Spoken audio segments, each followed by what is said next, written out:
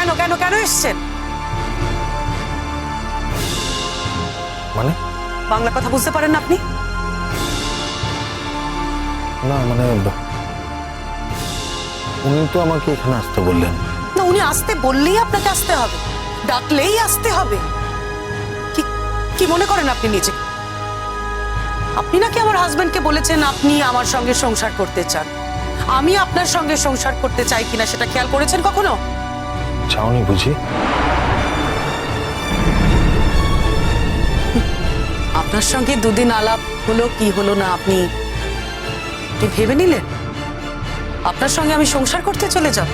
শুনুন, আমার হাজবেন্ডকে ফিরিয়ে আনার জন্য এটা আমার একটা ট্রিক ছিল মাত্র।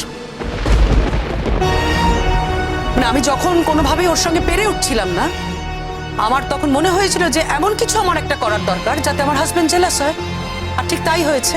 যখন ও জানতে পেরেছে, যখন আমার শ্বশুর বাড়ির লোক ওকে জানিয়েছে যে আপনার সঙ্গে আমার একটা সম্পর্ক হয়েছে, আর যদিও সেটা কোনো সম্পর্কই ছিল না, একটা মিথ্যে সম্পর্ক।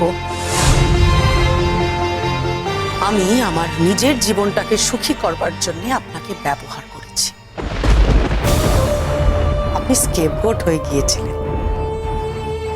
তো তার জন্য আপনি এটা ভেবে নিলেন যে আপনার মতো একজন ডিভোর্সি লোককে আমি বিয়ে করতে যাব।